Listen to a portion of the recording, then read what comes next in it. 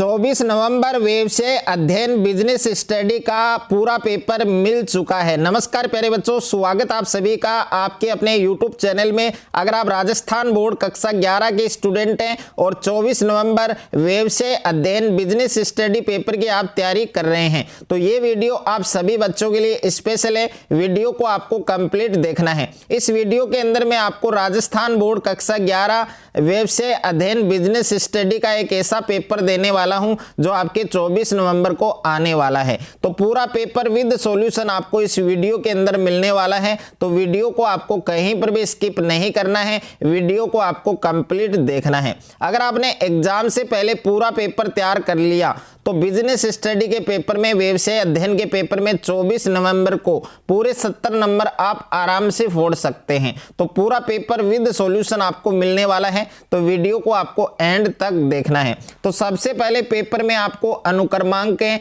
Roll number है वो यहाँ पर आपको अंकों में लिखना है और यहाँ पर रोल नंबर आपको शब्दों में लिखना है। और पेपर है उसमें जो टाइमिंग है, जो समय है 3 घंटे 15 मिनट का आपको समय दिया है। तो 3 घंटे 15 मिनट में बिजनेस स्टडी का ये पूरा पेपर आपको हल करना है। और मैक्सिमम मार्क है, पूर्णांक है आपके 70 नंबर का ये पेपर आपके होने वाला है। अगर आपको भी 24 नवंबर व्यवसाय अध्ययन बिजनेस स्टडी के पेपर में पूरे 70 नंबर लाने हैं तो ये पूरा पेपर आपको तैयार करना है। और पेपर में QR कोड है वो आप देख सकते हैं। और कक्षा 11वीं अर्धवार्षिक परीक्षा हाफ ईयरली एग्जाम 2025-26 का ये पेपर है आपके। और व्यवसाय अध्ययन का पेपर है, बिजनेस स्टडी का पेपर है जो आपके 24 नवंबर को होने वाला है। तो पूरा पेपर तैयार करना है। पेपर का कोड आप देख सकते हैं 1124, यही पेपर का कोड रहेगा। सेम टू सेम आप देख लेना, मिला लेना। और सामान्य अनुदेश है वो आपको दे रखे हैं कि परीक्षार्थी प्रश्न पत्र के पहले पृष्ठ पर अपना अनुक्रमांक अवश्य लिखें। तो रोल नंबर यहाँ पर अंकों में, यहाँ पर शब्दों में, और प्रत्येक प्रश्न के सामने उसका अंक बार अंकित है। तो पूरा पेपर इस वीडियो के अंदर मैं आपको देने वाला हूं, तो वीडियो को आपको कंप्लीट देखना है।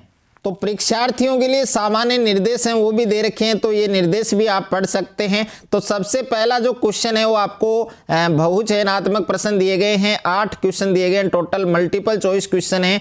और यहाँ पर आप देख सकते हैं बहुचयनात्मक प्रश्न, मल्टीपल चॉइस क्वेश्चन।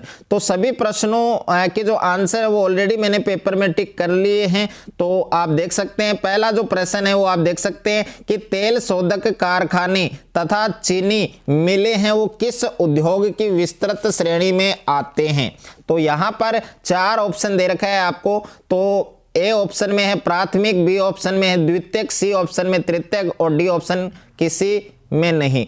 तो इस क्वेश्चन का जो करेक्ट आंसर है वो आपके ऑप्शन नंबर ब होगा। यानी तेल शोधक कारखाने और चीनी मिलें हैं वो कौन से उद्योग की विस्तृत श्रेणी में आते हैं? द्वितीयक जो श्रेणी है उसमें आते हैं।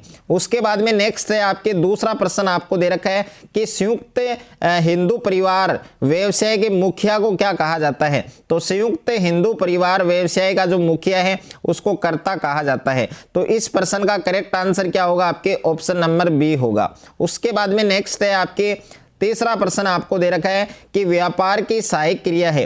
तो व्यापार की सहायक क्रिया आपको बतानी है।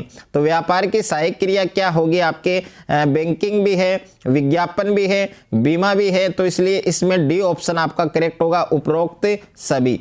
प्रश्न संख्या 4 है आपके एकांकी परिवार का दायित्व होता है। तो एकांकी परिवार है उसका दायित्व क्या होता है? सीमित होता है। तो इस प्रश्न का सही उत्तर क्या होगा? ऑप्शन नंबर बी होगा। उसके बाद में नेक्स्ट है आपके 5वां प्रश्न आपको दे रखा है यहाँ पर कि भारत का केंद्रीय बैंक है। तो भारत का केंद्रीय बैंक आपको बताना है। तो भारत का केंद्रीय जो बैंक है वो है भारतीय रिजर्व बैंक, जिसको RBI भी कहा जाता है। छठा प्रश्न है आपके कि प्रवर्तक कंपनी का होता है। तो प्रवर्तक कंपनी का होता है तो एजेंट भी नहीं होता है, स्वामी भी नहीं होता है, प्रन्यासी भी नहीं होता है, तो उपरोक्त में से कोई नहीं। तो इसमें डी ऑप्शन है वो आपका करेक्ट होगा, सही होगा। प्रश्न संख्या 7 आपको दे रखा है कि समता अंशधारी कहलाते हैं। तो समता अंशधारी है वो क्या कहलाते हैं? कंपनी के स्वामी, कंपनी के साझेदार, कंपनी के संचालक, कंपनी के सचिव। तो इसमें ए ऑप्शन आपका करेक्ट होगा, यानी कंपनी के स्वामी। Okay, company owner. और उसके बाद में नेक्स्ट है प्रश्न संख्या 8 आपको दे रखा है कि जिला उद्योग केंद्र है वो प्रारंभ किए गए। तो जिला उद्योग केंद्र है वो कब प्रारंभ किए गए? 1 मई 1978 में। ओके, तो ए ऑप्शन आपका करेक्ट होगा, सही होगा। उसके बाद में सेकंड है आपके रिक्त स्थानों की पूर्ति कीजिए। तो रिक्त स्थानों की पूर्ति आपको करनी है। टोटल 6 प्रश्न आपको दिए हैं। तो पहला प्रश्न है कि मुद्रा निकासी को गति प्रदान करता है। तो जो मुद्रा निकासी है उसको गति कौन प्रदान करता है? तो इसमें आएगा एटीएम। ओके, आपको एटीएम लिखना है।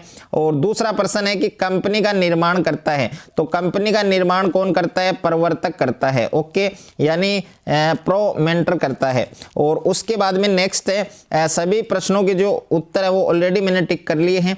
तीसरा प्रश्न है भारत में उदारीकरण हुआ। तो भारत में उदारीकरण है वो 1991 में हुआ। और 4 नंबर है एकल स्वामी का दायित्व क्या होता है? तो एकल जो स्वामी है उसका दायित्व सीमित होता है भाई, तो इसमें सीमित आएगा। ओके, और उसके बाद में नेक्स्ट है पांचवा प्रश्न है न्यूनतम अभिधान की राशि शुद्ध निर्गमन मूल्य का कितने प्रतिशत होती है? तो इसमें आएगा 90%। और छठा प्रश्न है वित्त को व्यवसाय का क्या कहा जाता है? तो इसमें आएगा लाइफ सेवर, यानी जीवन रक्षक। ओके, नेक्स्ट है आपके सत्य और असत्य वाले प्रश्न। तो इन प्रश्नों के जो उत्तर है वो आपको देने हैं। तो यहाँ पर पहला प्रश्न है कि व्यवसाय का मुख्य उद्देश्य लाभ कमाना नहीं है। तो ये सत्य होगा या असत्य होगा, ये आपको बताना है। दूसरा, एक नाबालिग साझेदारी फर्म में सदस्य हो सकता है। और तीसरा है सार्वजनिक कंपनी में अधिकतम सदस्य संख्या सीमित होती है। ये सही है या गलत है? 4 नंबर है भंडारण एक व्यावसायिक सेवा नहीं है। 5वां है कंपनी की संरचना एक सरल प्रक्रिया है। छठा प्रश्न है संचित आय व्यावसायिक वित्त का आंतरिक स्रोत है।